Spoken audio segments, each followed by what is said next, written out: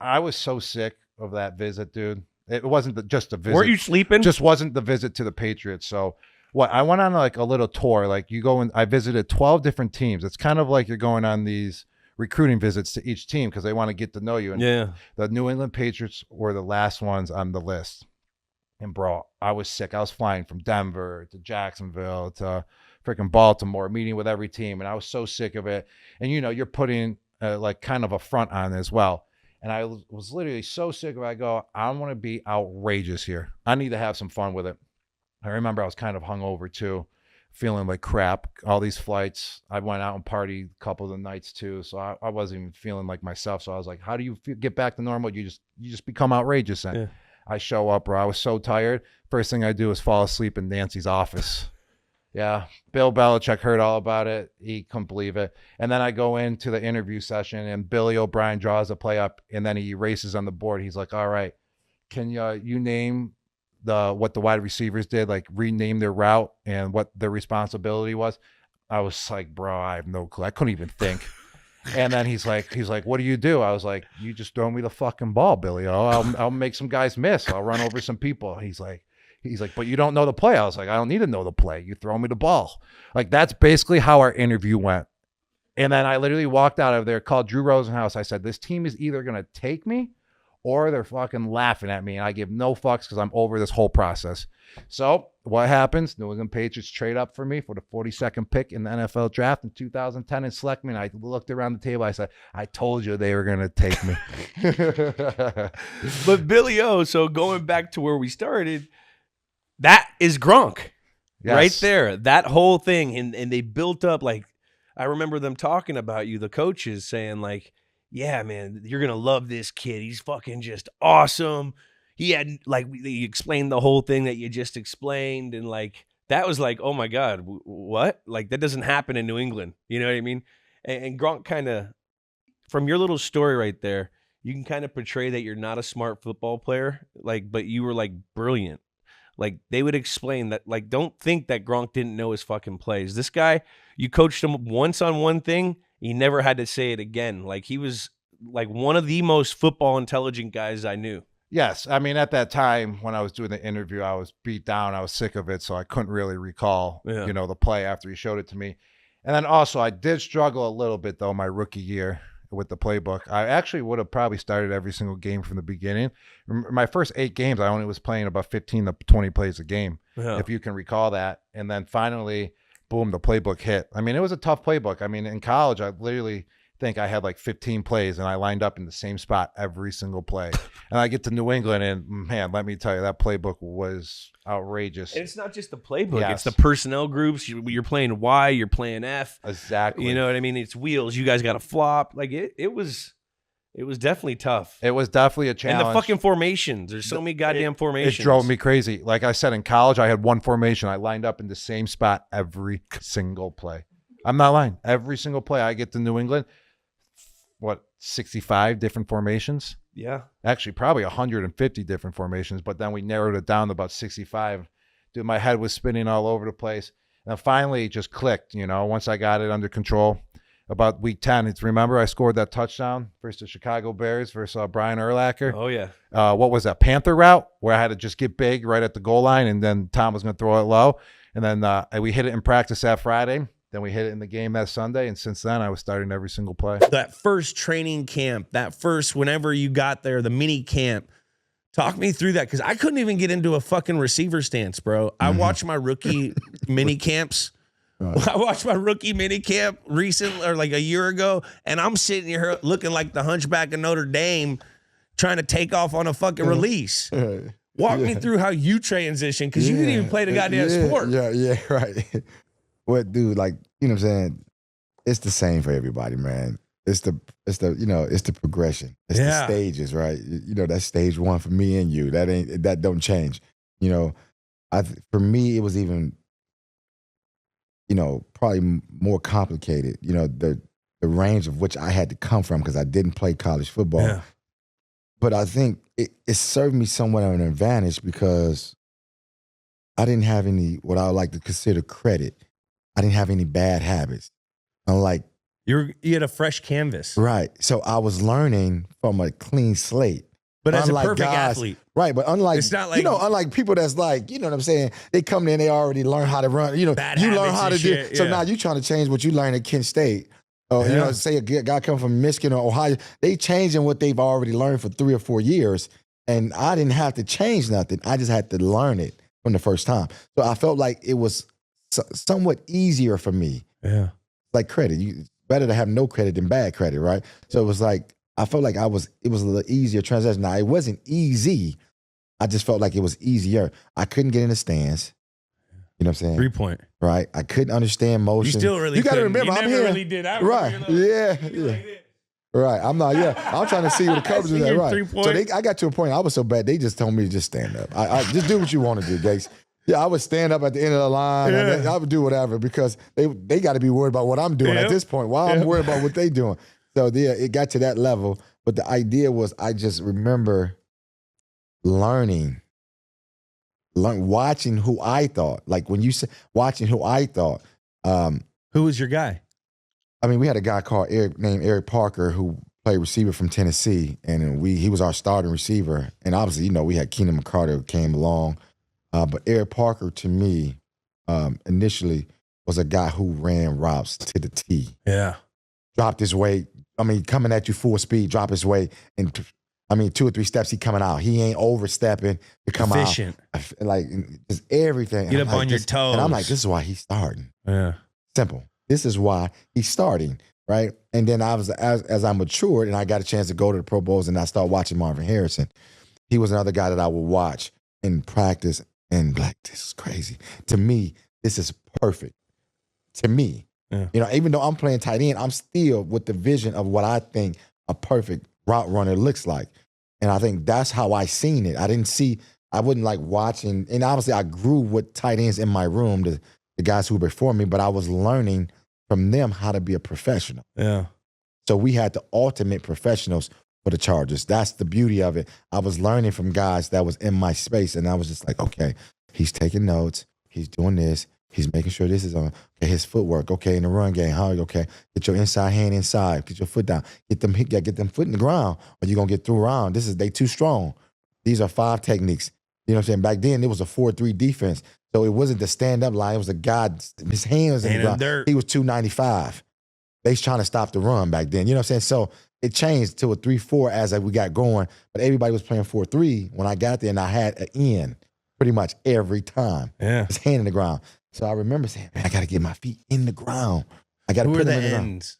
Who were the early Man, ends? huge. I mean, back in the day, I remember, come on. I'm going over in my head in your Yeah. division.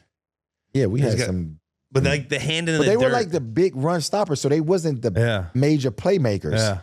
Yeah. Now Edge guys setters. are sacking, and you know what I'm saying. Then the 3-4 came, and then you got the Merriman's, and then the Vons came, and all the You other run DeMarcus, around. and all those guys that just come around the edge. But now we're train blocking now. Yeah. We trade blocking to the backside. We leaving the end. We leaving the sandbagger for the fullback. Before that, it was just those 3 guys was in the box, and it was those 4 down linemen. And I mean, I had him. He was in a 7 or he was in a wide 9, and he was mine. And it was just, dude, I used to be like, y'all, why you keep helping this guard? You know what I'm saying? Because he had to. Tackle would have to go down. I don't know if you understand the run game. Yeah. But Oh, I yeah, understand. so, I would always have him on my own. It's me against him. So that's why I wouldn't know 235 tight ends No. back in those days. You had to be 260, 270. I was a legit 255, 260. And that was like a smaller range at the beginning. Right. So now these tight ends are 35. They bulking up to They're 245. big Fs. Though. Yeah. There's bulking no up. true. They There's no bulking up. true tight ends. There's no true tight ends no more. So what's it like being in bed with Travis Kelce? Is 50 giving you any heat? I mean, it was honestly cool. I don't know how else to answer that. It was cool. What was cool was that a chief was hosting SNL. That's what was cool. And that's how I felt the whole week. Like my whole family came out. I threw a tailgate in my dressing room. That's all that it was for me. It was cool. Who outkicked their coverage more or basically more out of their league? Colin Yost or Travis Kelce? Who's more out of their league? Yeah, with their girlfriends. Oh my gosh. I mean, comedian gets Scarlett Johansson. I mean, she's pretty I know. legendary. You got. I feel like everybody throws that at Colin. But I think it makes sense, and I think Travis and Taylor makes sense. I'm all for love. Love Yeah. is what the world's all built on, I'm right? all for love. We're I'm all for love. That's right. Just like don't make it a distraction, you know? Travis? I feel like they're doing a great job.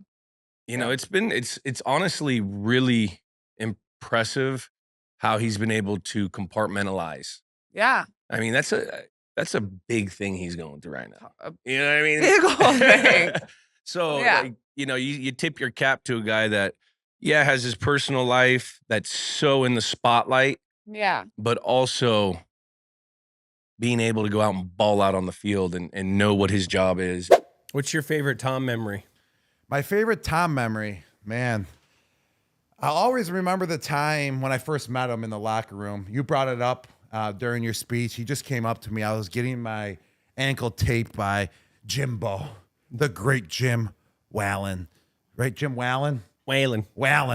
It's been a while, Jim, man. I just called you Jimbo for so long. I'm forgetting your last name a little No, bit. you got it. All right, You good. got it. I got it, though. You got And it. he was taping my ankles, and Tom just came cruising by, you know. I was just a good old rookie, and he just walked up to me, and he goes, "Hey, I'm Tom Brady." And I go, "Very nice to meet you, Tom Brady. I'm Rob Gronkowski." And then he's like, "Let's get after it this year." And then he walked away, and I just was like, shook. I was like, man, Tom Brady just came up to me and introduced himself as Tom Brady. Like, of course, I know who you are, Tom Brady's. But that was just one of the coolest moments I would remember, you know, for the rest of my life. And we just, you know, got to work from there on out. And he was all business right from the beginning. He really was. Like we said, what he puts on, his persona, what he shows, That's what he truly is. believes in. And he was all business 24/7 when he was in that building. What was your favorite moment too while we're at it? My favorite moments were the ones where like we'd be throwing routes or something, and like he would yell at me or something. Like I remember my rookie year, we put in a 4-wide personnel group the first day of rookie or the first day of veteran camp, and so it was me, Wes, Joey Galloway, and Randy, and we put it in there, and I was the Y, and I did the right thing, and I ended up dropping the ball. And he starts just yelling at me. Charles, what the? And I like, oh, snap. And then as soon as we got in the locker room, he came up to me, he goes, "Hey, you know, if I yell at you, that means I like you." And I was like, well, you must really love me then, bro. That was kind of like those moments where, you know, he was getting on you. That's the stuff you remember you like, or, you know, the stuff when we'd be training out and thrown on a field or something. Those are always the great memories that you'll remember. Yeah, it's the big plays of that and the other. But I think it's the behind the scenes stuff was my favorite. I would have to agree with you, man. If he gets on you, he sees potential in you, and that's why he got on your ass all the time. He got on my ass all the time my rookie year. I didn't really like him my rookie year. I mean, he was just getting on my case just nonstop, and it was kind of mind fucking me so much that I couldn't be myself out there sometimes. I couldn't run the right route because I was just thinking so much, because there was just so much on the plate at first. I got a coach telling me to do this. I got Tom telling me to do this. And then finally, you just figure it out and it all clicks. It took me about halfway through my rookie year. And then obviously going in my second year, it clicked to a whole nother level. I mean, we went for 21 touchdowns total, including the playoffs. But just my rookie year, he was on my case. I remember I ran a flag route and I ran inside the guy instead of getting outside of him. And he flipped out on me in the meeting after the practice and told me he's never going to throw me the ball again. And like, I got butthurt, and Algie Crumpler saw it too. And then he just tapped on my thigh and he was like, "Yo, Gronk, don't worry about that. Tom's just being Tom, man. Just don't worry about keep doing you." And then it kind of like, you know, put a fire under your ass though. And that's what Tom was so great at doing. I didn't really realize that's what he was doing either. Like he was just trying to get the best out of you. And it kind of lit a fire, you know, under my ass. And then I just wanted to prove Tom wrong. Like, all right, I'm going to run this flag route every time now, and you're never going to throw me the ball, but I'm going to be open by 5 yards, and you're going to look like the idiot now. and that happened. And then he threw me the ball about 600 more times from there on out. So that was also, that example is an example of why Tom was Tom, because he knew what kind of guy each guy was. Like, he could challenge Rob. He could challenge me because we retaliated to that challenging, like, in a whole nother, like, that was the way it got us going. You know, other guys he didn't do that with, and he would do it in a different way. You know, then that's the sign of a good leader, is when someone knows what to get out of the guys and how to get it out of them. And I've seen this before.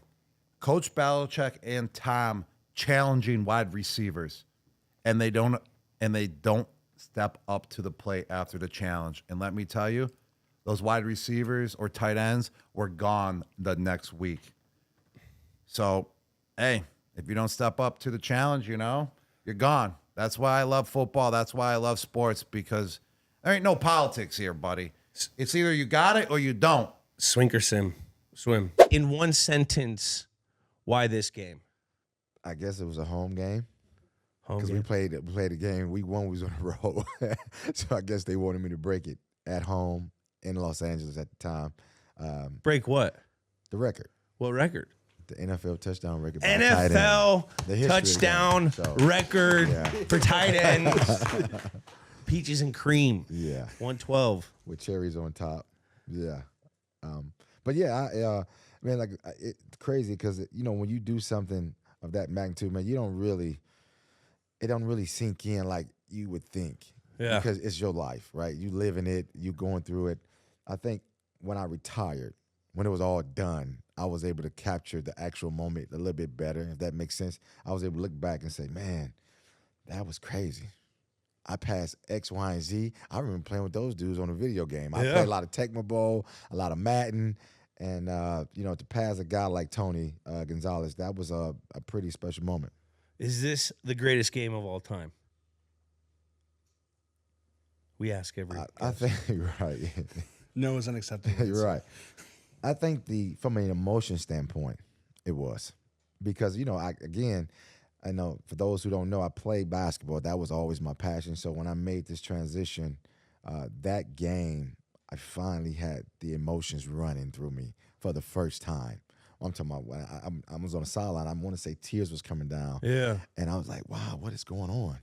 But I think it was the idea of what I've been through up until that point. Yeah. How difficult it is to get to that level. How many days you got to kind of fight through that pain, the hard work, the dedication, the things that is not talked about, right? They only see the touchdowns, right? Yeah. The Monday through Saturday, as I like to recall it. So I was pretty emotional after that game because I was kind of stagnant for a long time. You know, when you get, it's like lifting weights. You get to 300 and you just stuck. Yeah. You can't go past 300. I was like stagnant at like 110 for a while. Couldn't get to 111, and then I finally got to 112. I think that was the number. Well, fucking congratulations in the Hall of Fame.